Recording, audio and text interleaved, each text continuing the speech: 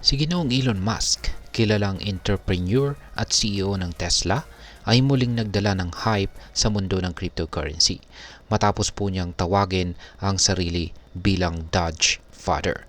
Ito po ay sa isang cryptic post sa X kung saan ay ang dating Twitter. Kaya sa parehong post ay binanggit niya ang Doge and Mini Doge kasama po ang larawan ng kanyang anak na tinatawag po niyang The Doge Son.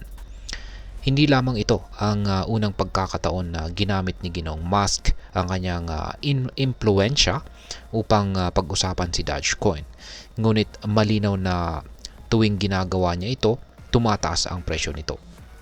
Ngayong bumabaon muli si Dogecoin sa mga headline, pag-uusapan po natin ang mga dahilan sa likod po ng kamakailang pagtaas ng presyo nito, ang mga implikasyon nito para sa crypto market at kung ano ang dapat po nating tandaan bilang mga Pinoy crypto trader o investor ni Dogecoin. At ayan, bago po tayo magpatuloy ay nais ko lamang po munang bigyang linaw ang aking disclaimer kung saan ang nilalaman po ng video na ito ay hindi po ito isang financial advice. For education and information purposes lamang po ang layunin nito. Ayan, umpisahan po natin sa kung ano po ang nangyari sa presyo ni Dogecoin matapos po ang post na ni Ginoong Elon Musk. Ayan, pagkatapos po ng post ni Ginoong Elon Musk sa X ay nakita po ang agarang epekto nito sa presyo ni Dogecoin. Kaya yan, meron po tayong tatlong mga mahalagang detalye tungkol dito. Una ay ang agarang pag-angat. Tumaas po ang presyo ni Dogecoin ng halos 5% mula po sa presyong 0.4213 patungong 0.45 sa loob lamang ng ilang oras. Pangalawa ay ang market confidence. Base po sa datos ng CoinGlass, ang futures open interest ni Dogecoin ay lumago ng higit po sa 8% kung saan ay umabot po sa $4.04 billion. Ang mataas po na open interest ay indikasyon ng positibong pananaw ng mga trader sa hinaharap ni Dogecoin. At ang pangatlo ay ang momentum po para sa mga meme coins. Yan, hindi lamang po si Dogecoin ang nakinabang dito. Tumaas din ang presyo ni Baby Dogecoin ng higit sa 51% kung saan ay nagpapakita po ng malakas na interes ng market sa meme coin segment. Kaya ayan, yan po siya. Yan po si Ginoong Elon Musk at yung kanyang anak. Tinawag yung kanyang sarili na Doge Father. At ito naman yung kanyang anak ay the Doge Son. Ayan. Ngayon ay paano naman po naaapektuhan ni Ginoong Elon Musk ang presyo ni Dogecoin? Yan, ang impluwensya po kasi ni Ginoong Elon Musk kay Dogecoin ay hindi na po bago. Pero bakit napakalakas pa rin ang epekto niya sa cryptocurrency na ito? Yan, una ay ang high profile influence.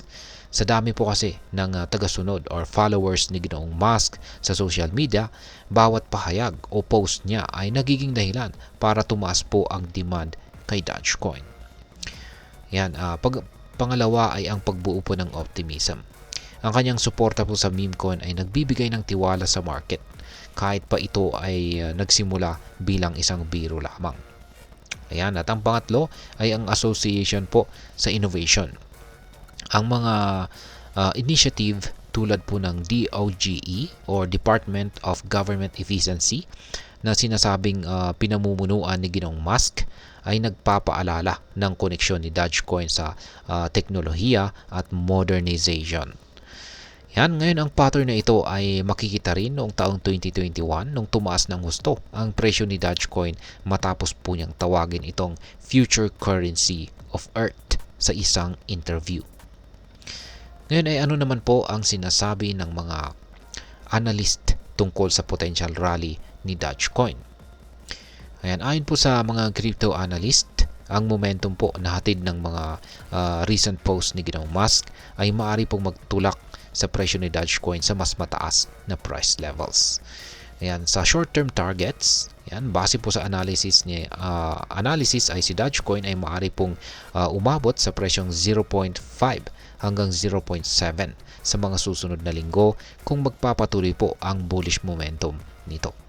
Sa long-term prediction naman ay posible rin ayon sa ilang eksperto na maabot ang presyong $1 kung magpapatuloy po ang malakas na market confidence. Yan. Pagdating naman po sa mga technical indicators, ang RSI or Relative Strength Index ni Dogecoin ay nasa tamang range. Nasa tamang range pa rin po para sa potential breakout. Habang ang mga pattern ng chart ay nagpapakita po ng bullish trend. Kaya yan. Ngayon ay ano naman po ang mga positibong aspeto para sa atin dito. Yan.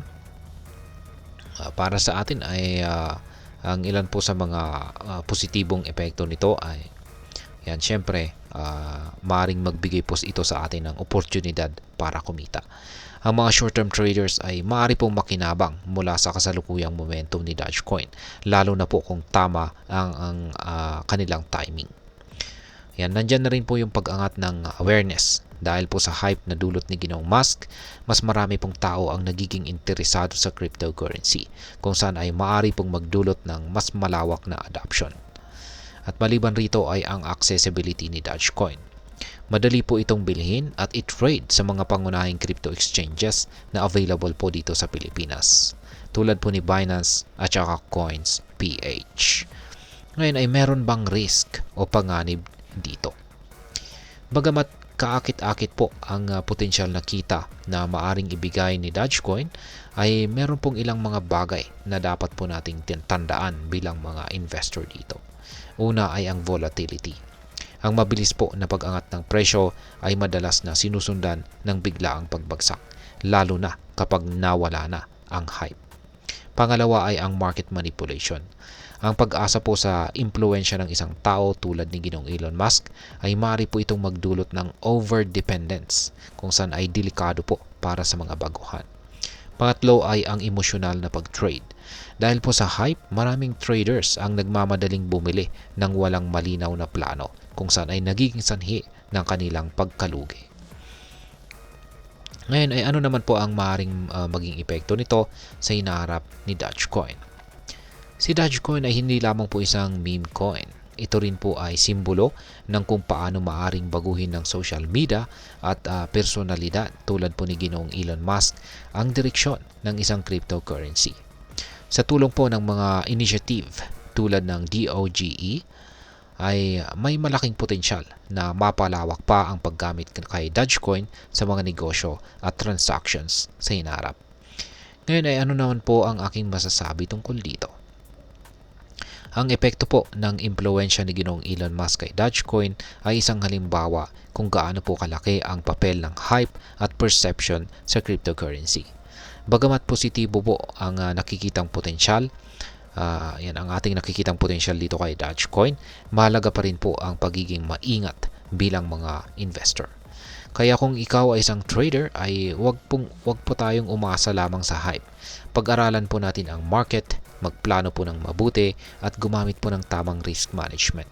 At sa huli, ang kaalaman ang pinakamalaking puhunan dito sa mundo ng cryptocurrency. Yan. Kaya ba talagang dalhin ni Ginoong Elon Musk si Dogecoin sa presyong $1 o higit pa? Ang sagot po ay nakasalalay sa patuloy na suporta mula sa community at iba pang mga market factors. Kaya kung nais mo pong sundan ang kwentong ito, ay siguraduhin mong nakasubscribe ka at handa ka po sa bawat pagbabago sa crypto dito sa mundo ng crypto. Kaya marami pong salamat sa panonood. Ingat po tayo lagi at God bless po sa ating lahat.